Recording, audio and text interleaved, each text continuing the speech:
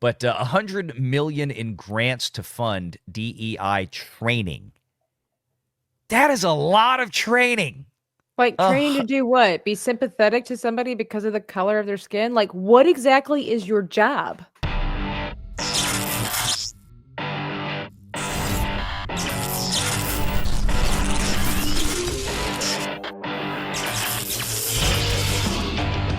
Renegade Online.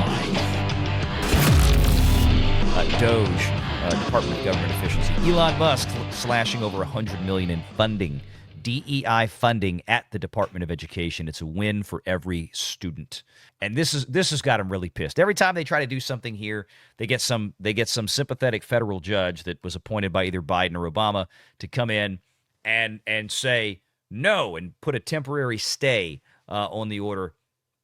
The idea of which being they want to tie it up in court infinitely, so it never happens. The problem is these are all things that, frankly, in my opinion, this is totally under the purview of the executive branch.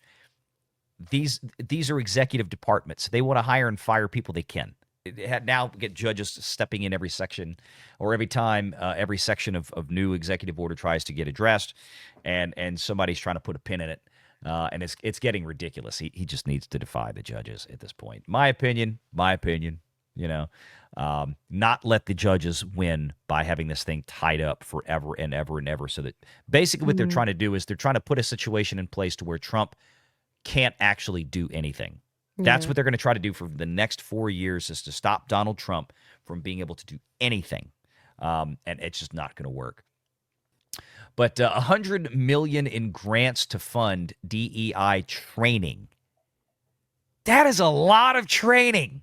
Like training to do what? Be sympathetic to somebody because of the color of their skin? Like, what exactly is your job? To vet people based on their skin and sexual orientation? I think a lot of this, I was reading a story, I think it might have been part of this one, or it might have been another story that was adjacent to this, where, I mean, it's essentially, we want to make sure that teachers are trained to make white students feel uncomfortable and guilty about being white. And honestly, that's just psychology, but a perverted form. So, why couldn't they just be like school psychology? You know? But $100 million in training for DEI. Exactly. How do you piece this one together? Including, here we go. This is it. Of the nearly $1 billion, Doge identified $101 million that was being used for DEI training, including teaching educators to, quote, help students understand or interrogate the complex histories involved in oppression, and help students recognize areas of privilege and power on an individual and collective basis. So again, individual privilege. Straight white male students, bad. This is what it's designed to help teachers impart to their classrooms. Your tax dollars were spent on this, Elon Musk wrote. According to Doge, the Department of Education spent another $1.5 million on a contractor to, quote, observe mailing and clerical operations at a mail center. Observe. Right, $1.5 million for somebody, like a couple people, to just stand there and watch mail being sorted. It's amazing. Why couldn't they get the free observers in to watch the vote count in 2020? Oh, I digress. Isn't that called an internship? Like, yeah, hey, like I said, when the money is free and easy, you spend it on anything. Somebody's cousin is getting paid or something like this. This is how this is working. DEI was never about equity. It was about enforcing ideological conformity and institutionalizing discrimination. Shutting down these wasteful, divisive programs is a win for every student. Nikki Neely, founder and president of Parents Defending Education, said in response to the spending cuts, more states need to follow suit. So there we go. Getting rid of now, this is going to be one of the biggest cesspools. I cannot wait to see how much more he's going to find in the Department of Education, because I'm sure it is bad. Doge has been leading the efforts, announcing in early February the termination of 3 grants, including one funding an institution that had reportedly, quote, previously hosted faculty workshops entitled Decolonizing the Curriculum. What does that mean, Tabitha? what is it? The thing is, it's like they say decolonizing the curriculum, as if white people are the only people that have ever colonized an area. every country in the world, well, major countries, historically speaking, any empire of the world has colonized an area. Hmm. Because that's what you do. You grow your empire because you want to prove your value, you want to prove your strength, and there's a little bit of pride that goes along with that too. So it's like if you're decolonizing the curriculum, yeah, what does that mean? Are you just throwing out every country, or of course, is that just only European descendants? Apparently it's the latter of what you just said, Tabitha, because this whole the phrase colonizer, Yeah. I can tell you right when this started becoming popularized. It was 2008. It was Barack Obama. That's when Mm. this idea of anti-colonialism became mainstream because of the two books that he wrote. The Dreams from My Father, not Dreams of My Father, but Dreams from My Father. The one that And then abandoned him? yeah. And then I forget the other one, what the name of the other book. But in there, his father was anti-colonial. His father was also a card-carrying member of the Communist Party. And the whole colonialism thing was that's where it became mainstream, or it got into the Mhm. mainstream zeitgeist. Was from, I mean, it's something, it's a concept that had been around in socialist Marxist circles, like Barack Obama ran in his whole life. But because of his ascendancy to the White House, Mhm. then that term has become more and more and more frequent Well, he had in the biggest use. platform in the world, of course it did. And he was Yeah, so popular because of the color of his skin. yeah, and that's where a lot of all this started. People think the post-racial president, all he did was inject more racism into the country than ever before, and it did it in a very deceptive way. And through things like this, through converting the Department of Education into a Marxist think tank that is going to push anti-American Marxist, or Mhm. what they anti-colonial type things down onto unsuspecting little students just as easily as a kindergartner picking up porn at the school library. You a fan of seeing this thing go, or do you want it to stick around in some other iteration or form? Or Uh, bring in homeschooling.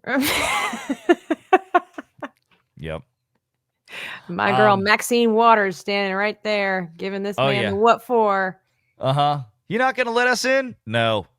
Yeah, that could I literally loved be it. the caption.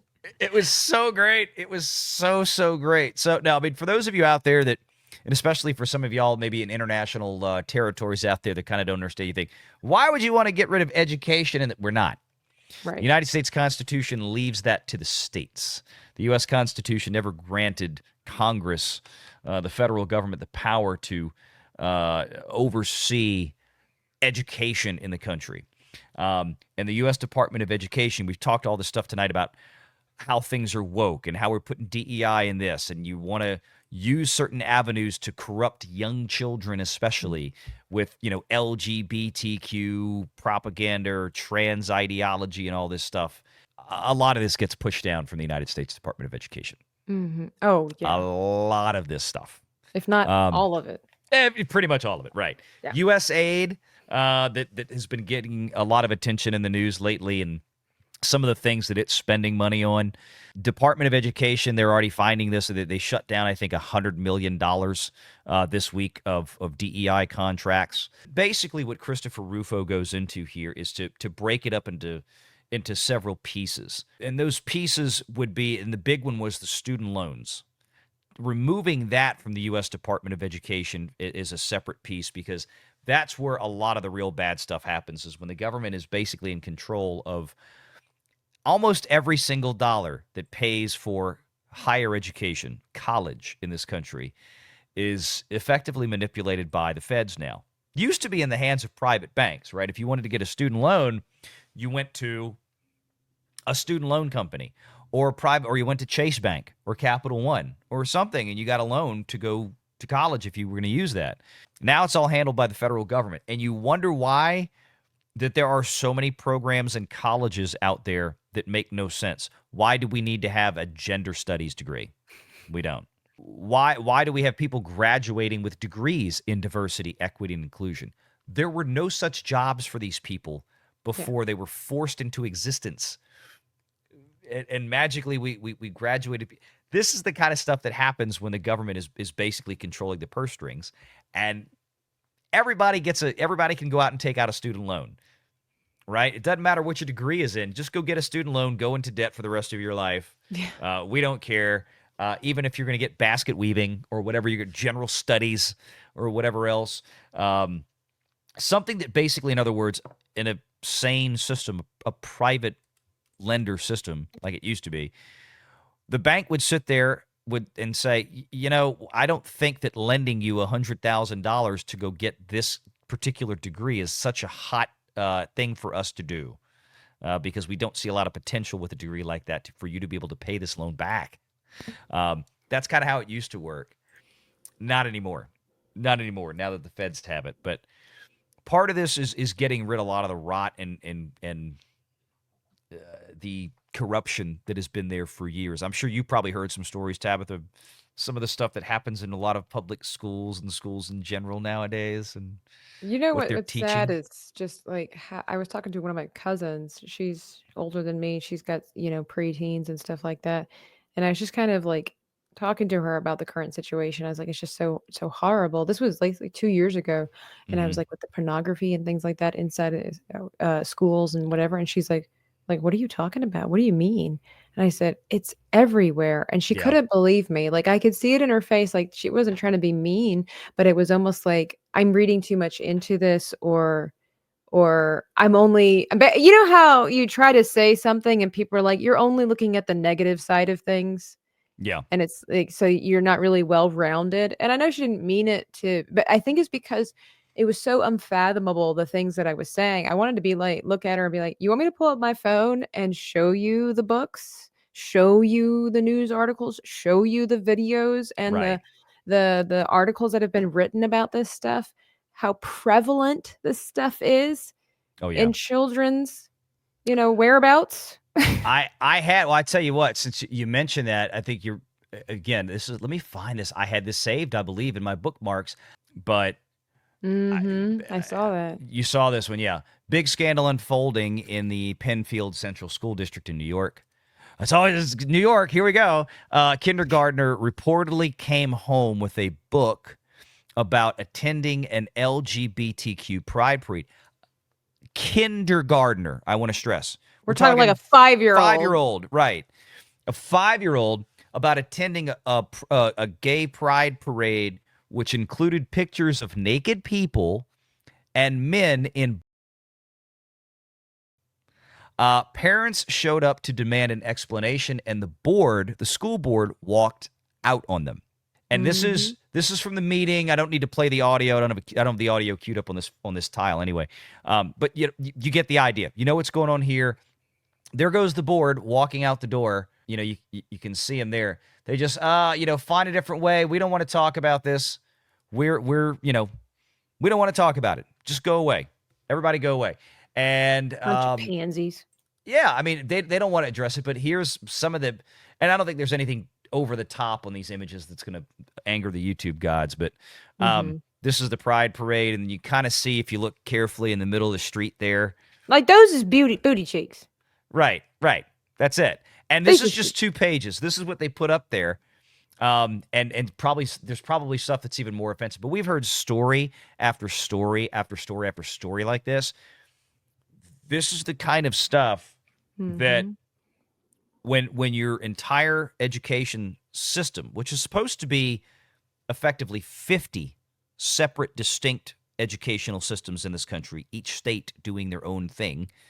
Okay, that's how federalism is supposed to work, and the federal government comes in and wags billions, hundreds of billions of dollars collectively each and every year in the faces of local school districts, whether you're in New Orleans or you're in Orlando or Houston or New York or California or Ohio. It doesn't matter. They're waving all this big money in your face. And then you've got the teachers' unions out there, which are really, really bad actors in this whole situation. And most of the curriculum that are in a lot of America's colleges and universities today, in terms of what they actually teach kids going in, and it's mostly women who become education majors, who want to become teachers. they are having their brains turn to mush the minute they walk on campus. I would love for nothing more in the next 4 years to see all of these organizations in these departments be rendered just, yipping dogs with no power. I mean, unless they put Jesus in their life, these kinds of people have a special place in hell for exposing children to dangerous situations like this. You can't tell me it's family friendly. I don't know how to word this. Even if you're doing normal things in the bonds of marriage, that is still not family friendly. Make sure you're subscribed to Valiant Renegade and join us every Sunday at 6 p.m. Eastern for the live show.